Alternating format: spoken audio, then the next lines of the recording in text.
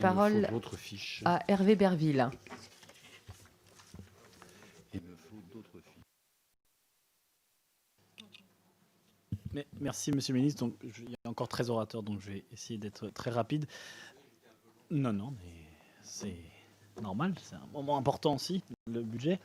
Non, d'abord, vous remercier, parce je dis que j'avais parlé d'aide au développement, mais je vais surtout concentrer sur l'aide humanitaire, parce que je sais que le président et vous-même, vous êtes beaucoup battus pour augmenter depuis 2 ans l'aide humanitaire, les critères humanitaires. Il faut, alors parfois ma grand-mère disait gâteau avalé d'un point de saveur, mais c'est vrai que là, 100 millions d'euros en plus cette année pour l'aide humanitaire, c'est quelque chose de conséquent. Alors moi, ma question, c'était quelles sont les priorités sur cette aide humanitaire, parce que c'est bien l'augmentation, mais il faut savoir exactement pourquoi faire, sur quelle destination, à qui, pour quelle géographie, en quelle priorité.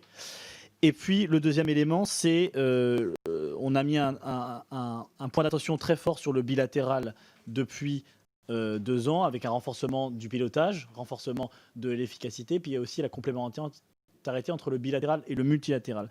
Et donc je vois qu'il y a aussi une contribution volontaire des Nations Unies qui est en augmentation de 23 millions d'euros.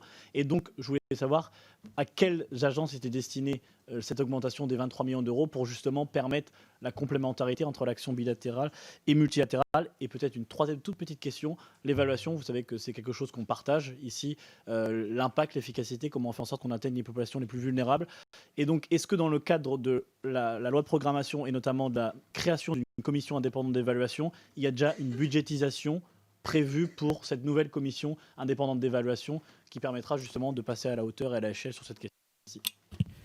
Merci, monsieur le député. Et puis, très bien, vous avez tenu en moins de 2 minutes et j'encourage vos collègues à faire de même. Je passe la parole à Hubert Julien Laferrière.